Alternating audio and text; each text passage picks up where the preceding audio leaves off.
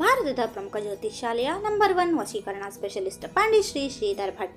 ಸ್ತ್ರೀ ಪುರುಷ ವಶೀಕರಣ, ಪ್ರೇಮ ವಿಚಾರ, ಸಾಲ ಬಾಧೆ, ವ್ಯಾಪಾರದಲ್ಲಿ ಕಷ್ಟ ನಷ್ಟ, ಜಾಗದ ತಕರಾರು, ಪ್ರೇತ ಬಾಧೆ, ದಾಂಪತ್ಯದಲ್ಲಿನ ಸಮಸ್ಯೆ ಹಾಗೂ ಎಲ್ಲಿಯೂ ಪರಿಹಾರವಾಗದ ಯಾವುದೇ ಗುಪ್ತ ಕಠಿಣ ಸಮಸ್ಯೆಗಳೇನೇ ಇದ್ದರೂ ಕೆಲವೇ ದಿನಗಳಲ್ಲಿ ಫೋನಿನ ಮೂಲಕ ಗ್ಯಾರಂಟಿ ಪರಿಹಾರ ಮಾಡಿಕೊಡುತ್ತಾರೆ. ನಿಮ್ಮ ಎಲ್ಲ ಸಮಸ್ಯೆಗಳ ಪರಿಹಾರಕ್ಕಾಗಿ ಹಿಂದೆ ಸಂಪರ್ಕಿಸಿ ಪಂಡಿತ್ ಶ್ರೀ ಶ್ರೀಧರ್ ಭಟ್. 9900497887 9900494787. ನಾನು ರಾಖಿ, 28 ವರ್ಷ, ಜಿಂಬಾಡಿಯಿಂದ ಬಂದವನು. ನಮ್ಮ ಊರು ಒಂದು ಸಣ್ಣ ಹಳ್ಳಿ. ಹಾಗಾಗಿ ನನ್ನ ಕೆಲಸದ ನಿಮಿತ್ತ ಬೆಂಗಳೂರಿಗೆ ಬಂದೆ. ನಾನು ಬೆಂಗಳೂರಿನ ಶೋರೂಮ್ ಒಂದರಲ್ಲಿ ಮ್ಯಾನೇಜರ್ ಆಗಿ ಕೆಲಸ ಮಾಡುತ್ತಿದ್ದೇನೆ. ಆದ್ದರಿಂದ ಬೆಂಗಳೂರಿನಲ್ಲಿ ಒಂದು ಬಾಡಿಗೆ ಮನೆಯಲ್ಲಿ ವಾಸಿಸುತ್ತಿದ್ದೇನೆ. ಈಗ ಕಥೆಗೆ ಬರೋಣ. ನಾನು ಬೆಳಿಗ್ಗೆ ಬೇಗನೆ ಎದ್ದೆ. ಇದು ನನಗೆ ಹೊಸ ಊರು, ಹಾಗಾಗಿ ನಿದ್ದೆ ಬರಲಿಲ್ಲ. ನಾನು ಬೆಳಗ್ಗೆ ಎದ್ದು ವ್ಯಾಯಾಮ ಮಾಡಲು ಟೆರೆಸ್ ಹತ್ತಿದೆ. ಟೆರೆಸ್ನಿಂದ ಇಡೀ ಏರಿಯಾವನ್ನು ನೋಡುತ್ತಿದ್ದೆ. ಅಲ್ಲಿನ ಬೆಳಗಿನ ನೋಟವನ್ನು ನೋಡಲು ಕುತೂಹಲದಿಂದ ಇದ್ದೆ. ಎಲ್ಲಾ ಹೆಂಗಸರು ಮುಂಜಾನೆ ಮನೆ ಮುಂದೆ ರಂಗೋಲಿ ಹಾಕುತ್ತಿದ್ದರು. ನಾನು ಹಾಗೆ ನೋಡುತ್ತಿದ್ದಾಗ ನನ್ನ ಕಣ್ಣು ಒಂದು ಆಂಟಿಯನ್ನು ಕಂಡು ನಿಂತಿತು. ಯಾಕೆಂದರೆ ಅವಳು ತುಂಬಾ ಸುಂದರವಾಗಿ ಇದ್ದಳು. ಅವಳು ಗೇಟ್ ಮುಂದೆ ನೀರು ಹಾಕುತ್ತಿದ್ದಳು. ನಾನು ಆ ಮನೆಗೆ ನನ್ನ ದೃಷ್ಟಿ ಇಟ್ಟು ಅವಳನ್ನು ನೋಡಲು ಪ್ರಾರಂಭಿಸಿದೆ. ಆದರೆ ಕೇವಲ 5 ನಿಮಿಷಗಳಲ್ಲಿ ಅವಳು ಒಳಗೆ ಹೋಗಿ ಬಾಗಿಲು ಮುಚ್ಚಿದಳು. ನಾನು ಬೇಜಾರಿನಿಂದ ಕೆಳಗೆ ಹೋಗಿ ರೆಡಿಯಾಗೋಣ ಎಂದುಕೊಂಡೆ. ಆದರೆ ಕೆಲವೇ ಸೆಕೆಂಡುಗಳಲ್ಲಿ ಮತ್ತೆ ಬಾಗಿಲು ತೆರೆಯಿತು. ಆಂಟಿ ಹೊರಗೆ ಬಕೆಟ್ನೊಂದಿಗೆ ಬಂದು ತನ್ನ ಮನೆಯ ಮುಂದೆ ಗಿಡಗಳಿಗೆ ನೀರು ಹಾಕಲು ಪ್ರಾರಂಭಿಸಿದಳು. ನನಗೆ ಖುಷಿಯಾಯಿತು. ಆದರೆ ಅವಳು ಮತ್ತೆ ಒಳಗೆ ಹೋಗಿ ಬಾಗಿಲು ಮುಚ್ಚಿದಳು. ನಾನು ಹೆಚ್ಚು ಸಮಯ ಕಾಯುತ್ತಿದ್ದೆ, ಅವಳು ಮತ್ತೆ ಬರುತ್ತಾಳೆ ಎಂದು. ಆದರೆ ಅವಳು ಬರಲಿಲ್ಲ. ನಾನು ಮತ್ತೆ ಒಳಗೆ ಹೋದೆ. ರೆಡಿಯಾಗಿ ಇವತ್ತು ವೀಕೆಂಡ್ ಆಗಿರುವುದರಿಂದ ನನಗೆ ರೆಸ್ಟ್ ಮಾಡಲು ಸಮಯ ಸಿಕ್ಕಿತು ಎಂದು ಇಡೀ ದಿನ ಟಿವಿ ನೋಡುವುದರಲ್ಲಿಯೇ ಕಳೆದೆ. ಮತ್ತೆ ಮಲಗಿದೆ. ನಾನು ಸಂಜೆ ಎದ್ದೆ. ನಾನು ಆ ಏರಿಯಾಗೆ ತುಂಬಾ ಹೊಸಬನಾಗಿದ್ದರಿಂದ ಏರಿಯಾ ಸುತ್ತಲೂ ಹೋದೆ. ಮಾರ್ಕೆಟ್ ಮತ್ತು ಅಂಗಡಿಗಳು ನನ್ನ ಮನೆಯಿಂದ ಕೆಲವೇ ನಿಮಿಷಗಳ ನಡಿಗೆಯಲ್ಲಿತ್ತು. ಕೆಲವು ದಿನಸಿ ಮತ್ತು ಮನೆಗೆ ಬೇಕಾದ ವಸ್ತುಗಳನ್ನು ತೆಗೆದುಕೊಳ್ಳೋಣ ಎಂದು ಸೂಪರ್ ಮಾರ್ಕೆಟ್ನಲ್ಲಿ ಶಾಪಿಂಗ್ ಮಾಡುತ್ತಿದ್ದೆ. ಅನೇಕ ಮಹಿಳೆಯರು ಸಹ ಅಲ್ಲಿದ್ದರು. ನನ್ನ ಕಣ್ಣಿಗೆ ಹಬ್ಬವಾಗಿತ್ತು. ಆದರೆ ನಾನು ಅಲ್ಲಿ ಬೆಳಿಗ್ಗೆ ನೋಡಿದ ಎದುರು ಮನೆ ಆಂಟಿಯನ್ನು ಕೂಡ ನೋಡಿದೆ. ನಾನು ಅವಳನ್ನು ಬಹಳ ಹತ್ತಿರದಿಂದ ನೋಡೋಣ ಎಂದು ಅವಳ ಹತ್ತಿರ ಹೋದೆ. ಅವಳು ನಿಜವಾಗಿಯೂ ಸುಂದರ ಆಂಟಿ. ಅವಳ ಬಗ್ಗೆ ಕಥೆಯಲ್ಲಿ ಎಲ್ಲವನ್ನೂ ಹೇಳುತ್ತೇನೆ. ನಾನು ಅವಳನ್ನು ಹಿಂಬಾಲಿಸಲು ಪ್ರಯತ್ನಿಸಿದೆ, ಆದರೆ ಅವಳು ಶಾಪಿಂಗ್ ಮುಗಿಸಿ ಅಂಗಡಿಗೆ ಹೋದಳು. ಹೇಗಾದರೂ ಮಾಡಿ ಅವಳು ಎಲ್ಲಿಗೆ ಹೋಗುತ್ತಾಳೆ, ಎಲ್ಲಿ ವಾಸಿಸುತ್ತಾಳೆ ಮತ್ತು ಎಲ್ಲಿ ಶಾಪಿಂಗ್ ಮಾಡುತ್ತಾಳೆ ಎಂದು ನನಗೆ ಗೊತ್ತಾಗಬೇಕಿತ್ತು. ಅದೇ ದಿನಚರಿ ಸುಮಾರು 10 ದಿನಗಳವರೆಗೆ ಮುಂದುವರೆಯಿತು. ಅವಳೊಂದಿಗೆ ಮಾತನಾಡಲು ಅಥವಾ ಅವಳನ್ನು ಸಂಪರ್ಕಿಸಲು ನನಗೆ ಯಾವುದೇ ಅವಕಾಶ ಸಿಗಲಿಲ್ಲ. ಆದರೆ ಅವಳೊಂದಿಗೆ ಸಂಪರ್ಕದಲ್ಲಿರಲು ನಾನು ಐಡಿಯಾ ಮಾಡುತ್ತಿದ್ದೆ. ಇಂದು ಬುಧವಾರ. ನಾನು ತುಂಬಾ ಸೋಮಾರಿಯಾಗಿದ್ದೆ ಮತ್ತು ರಜೆ ಅಂತ ಮಧ್ಯಾಹ್ನ ತನಕ ನಿದ್ದೆ ಮಾಡಿದೆ. ನಾನು ಊಟ ಮಾಡಿ ಟೆರೆಸ್ನಲ್ಲಿ ಕುಳಿತು ವಿಶ್ರಾಂತಿ ಪಡೆಯೋಣ ಎಂದುಕೊಳ್ಳುವಾಗ ಎದುರು ಮನೆಗೆ ಆ ಆಂಟಿ ಪ್ರವೇಶಿಸುತ್ತಿರುವುದನ್ನು ನೋಡಿದೆ. ಅವಳು ಅವಳ ಸಂಬಂಧಿಕರು ಎಂದು ಸುಮ್ಮನಾದೆ. ನಾನು ಕೆಳಗೆ ಹೋಗಿ ಮೂವಿ ನೋಡೋಣ ಎಂದು ಕೆಳಗಿಳಿಯಲು ಹೊರಟಿದ್ದೆ. ಆದರೆ ಆಂಟಿ ಕೆಲವು ತೊಳೆದ ಬಟ್ಟೆಗಳನ್ನು ಮನೆಯಿಂದ ಹೊರಗೆ ತರುತ್ತಿರುವುದನ್ನು ನೋಡಿದೆ. ಅವಳು ಅದನ್ನು ಒಣಗಿಸುತ್ತಿದ್ದಳು. ಆಗ ನನಗೆ ಗೊತ್ತಾಯಿತು, ಅವಳು ನಿಜವಾಗಿಯೂ ಆ ಮನೆಯಲ್ಲಿ ಕೆಲಸ ಮಾಡುವವಳು ಎಂದು. ನನಗೆ ಒಂದು ಐಡಿಯಾ ಸಿಕ್ಕಿತು. ಅವಳು ತನ್ನ ಕೆಲಸವನ್ನು ಮುಗಿಸಿ ಆಂಟಿಯ ಮನೆಯಿಂದ ಹೊರಡುವವರೆಗೂ ಕಾಯುತ್ತಿದ್ದೆ. ಕೆಲವು ನಿಮಿಷಗಳ ನಂತರ ಅವಳು ಆ ಮನೆಯಿಂದ ಹೊರಡಲು ಪ್ರಾರಂಭಿಸಿದಳು. ನಾನು ಕೆಳಗೆ ಓಡಿ ಹೋಗಿ ಆ ಆಂಟಿಯನ್ನು ಹಿಂಬಾಲಿಸಿದೆ. ಸ್ವಲ್ಪ ದೂರದ ನಂತರ ನಾನು ಆ ಆಂಟಿಯನ್ನು ಕರೆದೆ. ನಾನು, ಹಾಯ್ ಆಂಟಿ. ಆಂಟಿ, ಹಾ ಸರ್, ಹೇಳಿ. ನಾನು ನೀವು ಮನೆ ಕೆಲಸ ಮಾಡುತ್ತೀರಾ? ಆಂಟಿ, ಹೌದು ಮಾಡುತ್ತೇನೆ, ಯಾಕೆ? ನಾನು ಈ ಏರಿಯಾಗೆ ಹೊಸಬ. ಮನೆ ಕೆಲಸದವರು ಹುಡುಕುತ್ತಿರುವೆ ಮತ್ತು ಅಡುಗೆ ಮಾಡುವವರು ಬೇಕು. ಆಂಟಿ, ಓ, ನೀವು ಎಲ್ಲಿದ್ದೀರಿ? ನಿಮ್ಮನ್ನು ನೋಡಿಲ್ಲ. ನಾನು ಇಲ್ಲಿಗೆ ಬಂದು ಸ್ವಲ್ಪ ವಾರಗಳು ಆಯ್ತು. ಒಳ್ಳೆ ಕೆಲಸದವರು ಹುಡುಕುತ್ತಿದ್ದೇನೆ. ಆಂಟಿ, ಖಂಡಿತವಾಗಿಯೂ ನಾನು ಬರುತ್ತೇನೆ ಸರ್. ಆದರೆ ನನಗೆ ಅಡುಗೆ ಮಾಡುವ ಯಾರಾದರೂ ಬೇಕು. ಆಂಟಿ, ನಾನು ಅದನ್ನು ಕೂಡ ಮಾಡುತ್ತೇನೆ. ನಿಮಗೆ ಎಷ್ಟು ಸಂಬಳ ಕೊಡಬೇಕು? ಆಂಟಿ, ನಾನು ಏನೇನು ಕೆಲಸ ಮಾಡಬೇಕು ಎಂದು ನೀವು ಹೇಳಿದರೆ ಅದರ ಮೇಲೆ ನಾನು ಸಂಬಳ ಹೇಳುತ್ತೇನೆ. ಸರಿ, ವಾರಕ್ಕೊಮ್ಮೆ ಬಟ್ಟೆ ಒಗೆಯುವುದು, ಪ್ರತಿದಿನವೂ ಕಸಗುಡಿಸಿ ಮನೆ ಕ್ಲೀನ್ ಮಾಡಿ ಮತ್ತು ಬೆಳಿಗ್ಗೆ ಟಿಫನ್ ಮತ್ತು ಅಡುಗೆ ಮಾಡುವುದು. ಆಂಟಿ, ಸರಿ, ನಾನು ಬಟ್ಟೆಗಳನ್ನು ಒಗೆಯಲು ಮತ್ತು ತೊಳೆಯಲು 2,500 ಮತ್ತು ಅಡುಗೆಗಾಗಿ 2,000. ಭಾನುವಾರ ನಾನು ಬರುವುದಿಲ್ಲ. ಚಿಂತಿಸಬೇಡಿ, ನಾನು ನಿಮಗೆ ಸಂಪೂರ್ಣವಾಗಿ 5,000 ಕೊಡುತ್ತೇನೆ. ಆಂಟಿ, ಓ ಸರಿ, ನಾನು ಬರುತ್ತೇನೆ. ನಾನು ಯಾವಾಗ ಬರಬೇಕು ಸರ್? ನೀವು ಇವತ್ತಿನಿಂದ ಬರಬಹುದು. ಆಂಟಿ, ನಿಮ್ಮ ಮನೆ ಎಲ್ಲಿದೆ? ನಾನು ಅಲ್ಲಿ ಒಂದು ಮರ ಇದೆ ನೋಡಿ, ಕಾಣಿಸ್ತಿದೆಯಾ? ಅದೇ ನಮ್ಮ ಮನೆ. ಆಂಟಿ, ಸರಿ, ನನಗೆ ಈಗ ಹೋಗಲು ಒಂದು ಮನೆ ಇದೆ, ಮಧ್ಯಾಹ್ನದ ಹೊತ್ತಿಗೆ ಬರ್ತೀನಿ ಸರಿಯೇ? ನಾನು ಖಂಡಿತ, ಇಂದು ನಾನು ರಜೆಯಲ್ಲಿದ್ದೇನೆ, ನಾನು ನಿಮಗಾಗಿ ಕಾಯುತ್ತಿರುತ್ತೇನೆ. ಆಂಟಿ, ಬರ್ತೀನಿ ಸರ್. ಬನ್ನಿ, ನಾನು ಇಂದು ನಿಮಗೆ ಅಡ್ವಾನ್ಸ್ ಕೊಡುತ್ತೇನೆ. ಆಂಟಿ, ಓ ಸರಿ, ನಾನು ಖಂಡಿತವಾಗಿಯೂ ಬರುತ್ತೇನೆ.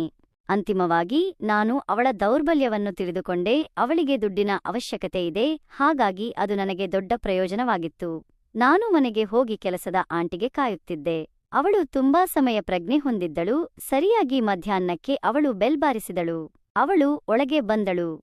ನಾನು ಅವಳಿಗೆ ಮನೆ ತೋರಿಸಲು ಪ್ರಾರಂಭಿಸಿದೆ. ಅವಳು ಇಡೀ ಮನೆಯನ್ನು ನೋಡಿದಳು.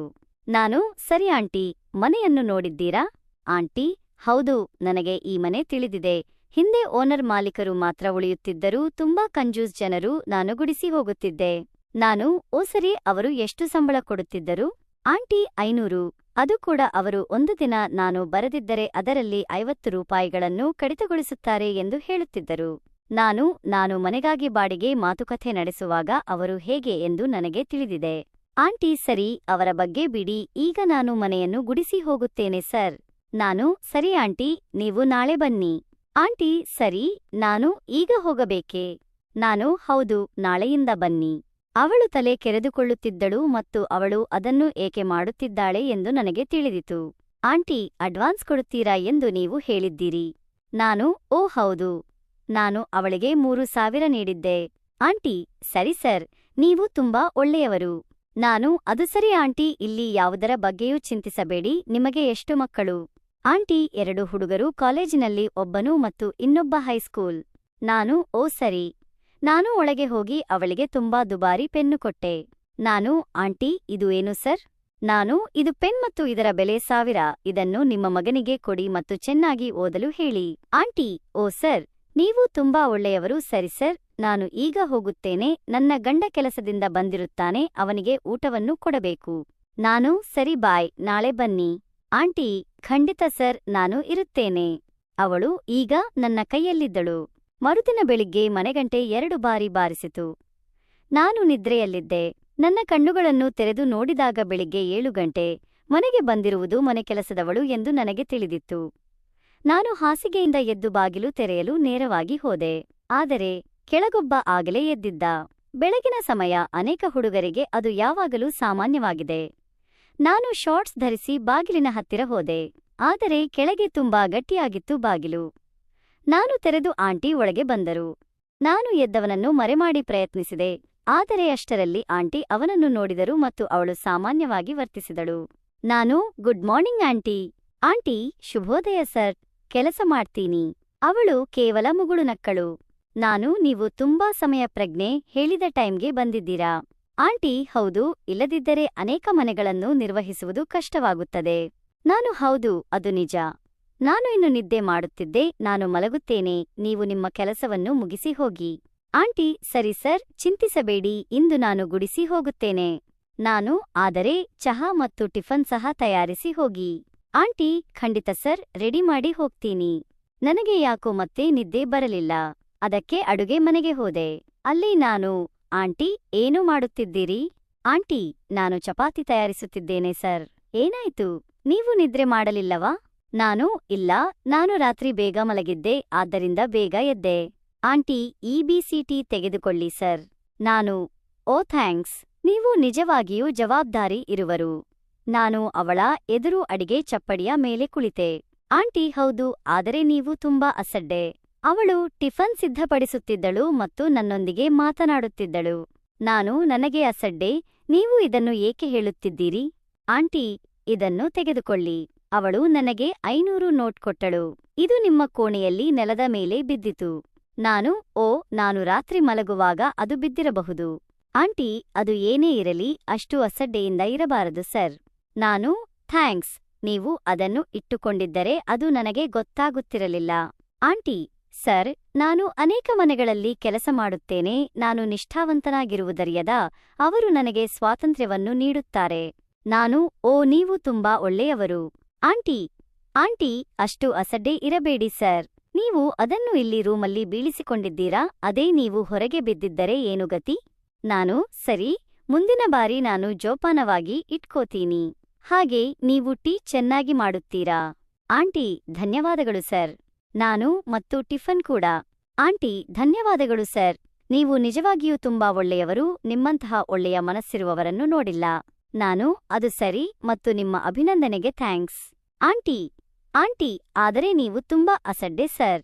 ನಾನು, ಕ್ಷಮಿಸಿ, ನಾನು ಹಾಗೆ ಹಣವನ್ನು ಬಿಡುವುದಿಲ್ಲ ಎಂದು ಹೇಳಿದೆ. ಆಂಟಿ, ಹಣ ಮಾತ್ರವಲ್ಲ, ನೀವು ಕೆಲವು ವಿಷಯದಲ್ಲಿ ಅಸಡ್ಡೆ ಹೊಂದಿದ್ದೀರಾ. ನಾನು, ಓ, ನೀವು ಯಾವ ವಿಷಯ ಹೇಳುತ್ತಿದ್ದೀರಿ? ಅವಳು ಬೆಳಗ್ಗೆ ಎದ್ದಿರುವ ನನ್ನ ತಮ್ಮನನ್ನು ನೋಡಿದ್ದಳು. ಅದರ ಬಗ್ಗೆ ಮಾತನಾಡುತ್ತಿದ್ದಾಳೆ ಎಂದು ನನಗೆ ಅರ್ಥವಾಯಿತು.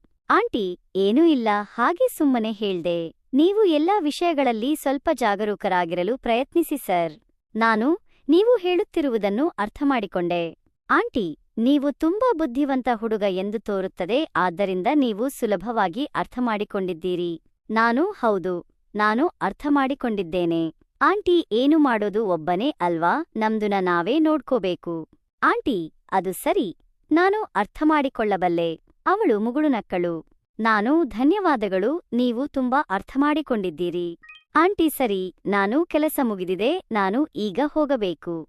ನಾನು, ನೀರಸ ಭಾವನೆಯಿಂದ, ಆಂಟಿ, ನೀವು ಸ್ವಲ್ಪ ಸಮಯದವರೆಗೆ ಇರಬಹುದೇ? ನೀವು ತುಂಬಾ ಚೆನ್ನಾಗಿ ಮಾತನಾಡುತ್ತೀರಿ. ಆಂಟಿ, ಏನಾಯ್ತು ಸರ್? ಟೈಮ್ ಎಷ್ಟು? ನಾನು 9 ಈಗ. ಆಂಟಿ, ಸರಿ, ನಾನು 9:30 ತನಕ ಇಲ್ಲೇ ಇರುತ್ತೇನೆ. ನಾನು, ಸರಿ ಆಂಟಿ, ಹೇಳಿ ಸರ್. ನಾನು ಹಾಲ್ಗೆ ಹೋಗಿ ನಂತರ ಮಾತನಾಡೋಣ ಎಂದುಕೊಂಡು ಕೋಣೆಗೆ ಹೋಗಿ ಹಿಂತಿರುಗಿ ಹೊಸ ಲ್ಯಾಪ್ಟಾಪ್ ಬ್ಯಾಗ್ ಅವಳಿಗೆ ಕೊಟ್ಟೆ. ನಾನು, ಆಂಟಿ, ಇದನ್ನು ತೆಗೆದುಕೊಳ್ಳಿ. Aunty, sir. ಏನು? ಏನಿದು? ನಾನು, ನಿಮ್ಮ ಮಗನಿಗೆ ಬ್ಯಾಗ್. ಆಂಟಿ, ಓ, ತುಂಬಾ ಸಂತೋಷವಾಗಿದೆ ಸರ್, ತುಂಬಾ ಧನ್ಯವಾದಗಳು. ನಾನು, ಆಂಟಿ, ಈಗ ಹೇಳಿ, ನನ್ನ ತಮ್ಮನ ಬಗ್ಗೆ ನಿಮಗೆ ಹೇಗೆ ಅನಿಸಿತು? ಆಂಟಿ, ನಾನು ಅವನ್ನು ಮೊದಲ ದಿನವೇ ನೋಡಿದೆ. ನಾನು ಸುಮ್ಮನಿದ್ದೆ ಮತ್ತು ನೀವು ಇದರಲ್ಲಿ ಮಾತ್ರ ಅಸಡ್ಡೆ ಹೊಂದಿದ್ದೀರಿ ಎಂದು ನಾನು ಭಾವಿಸಿದೆ. ನಿಮ್ಮ ಕೋಣೆಯಲ್ಲಿರುವ ನೋಟ್ಗಳನ್ನು ನೋಡಿದ ನಂತರ ನೀವು ಎಲ್ಲದರಲ್ಲೂ ಅಸಡ್ಡೆ ಹೊಂದಿದ್ದೀರಿ ಎಂದು ನನಗೆ ತಿಳಿದಿತು. ನಾನು, ನಿಜ ಹೇಳಿದಿರಿ, ಆದರೆ ಇದು ನಿಮಗೆ ಹೇಗೆ ಗೊತ್ತು? ಆಂಟಿ, ನೀವು ಬ್ಯಾಚುಲರ್ ಒಬ್ಬರೇ ಮನೆಯಲ್ಲಿ ಹೇಗೆ ಇರುತ್ತೀರಿ ಎಂದು ನನಗೆ ತಿಳಿದಿದೆ. ಅವಳು ಮುಗುಳುನಕ್ಕಳು. ನಾನು, ಹೌದು, ಏನು ಮಾಡಬೇಕು ಮತ್ತು ನಾನು ಹಾಗೆ ಇರುವುದನ್ನು ಅಭ್ಯಾಸವಾಗಿದೆ. ಆಂಟಿ, ನನಗೆ ಅರ್ಥವಾಗುತ್ತೆ ಸರ್. ನಾನು, ಹೌದು, ಅಭ್ಯಾಸವಾಗಿದೆ. ನೀವೇ ಹೇಳಿ, ಈ ಏಕಾಂಗಿತನ ಎಷ್ಟು ಬೇಸರ ತರಿಸುತ್ತದೆ ಅಂತ.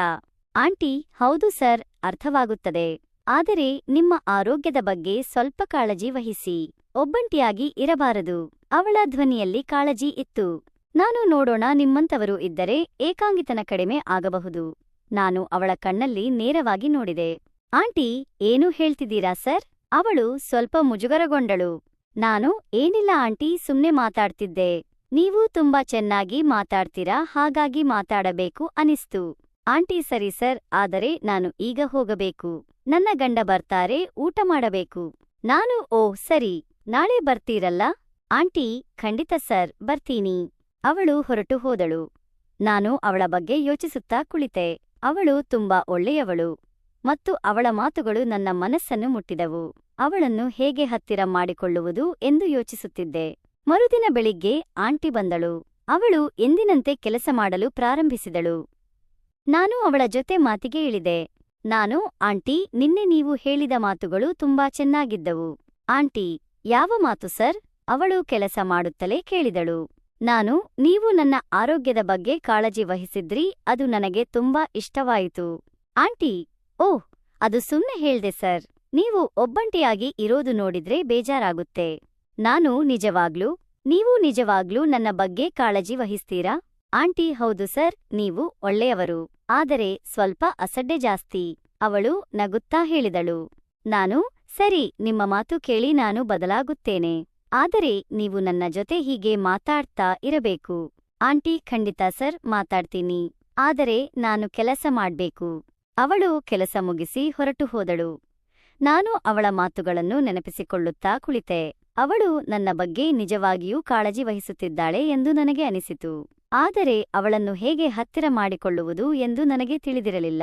ಕೆಲವು ದಿನಗಳ ನಂತರ ನಾನು ಆಂಟಿಗೆ ಒಂದು ಸಣ್ಣ ಉಡುಗೊರೆ ನೀಡಿದೆ. ನಾನು, ಆಂಟಿ, ಇದು ನಿಮಗಾಗಿ. ಆಂಟಿ, ಏನು ಸರಿದು? ಅವಳು ಕುತೂಹಲದಿಂದ ಕೇಳಿದಳು. ನಾನು ನಿಮಗೊಂದು ಸಣ್ಣ ಉಡುಗೊರೆ. ನಾನು ಅವಳಿಗೆ ಒಂದು ಸೀರೆ ನೀಡಿದೆ. ಆಂಟಿ, ಅಯ್ಯೋ, ಇದು ಯಾಕೆ ಸರ್? ನನಗೆ ಇದು ಬೇಕಾಗಿರಲಿಲ್ಲ. ಅವಳು ಮುಜುಗರಗೊಂಡಳು. ನಾನು, ಇದು ನಿಮ್ಮ ಕಷ್ಟಕ್ಕೆ ಒಂದು ಸಣ್ಣ ಗೌರವ. ನೀವು ತುಂಬಾ ಕಷ್ಟಪಟ್ಟು ಕೆಲಸ ಮಾಡ್ತೀರಾ. ಆಂಟಿ, ಧನ್ಯವಾದಗಳು ಸರ್, ಆದರೆ ಇದು ತುಂಬಾ ಬೆಲೆ ಬಾಳುವುದು. ನಾನು, ಪರವಾಗಿಲ್ಲ ಆಂಟಿ, ನೀವು ಇದನ್ನ ಸ್ವೀಕರಿಸಿ. ಅವಳು ಸೀರೆಯನ್ನು ತೆಗೆದುಕೊಂಡಳು. ಅವಳ ಕಣ್ಣುಗಳಲ್ಲಿ ಕೃತಜ್ಞತೆ ಇತ್ತು. ಅವಳು ನನ್ನನ್ನು ನೋಡಿ ನಕ್ಕಳು. ಆ ನಗು ನನ್ನ ಮನಸ್ಸನ್ನು ಮುಟ್ಟಿತು.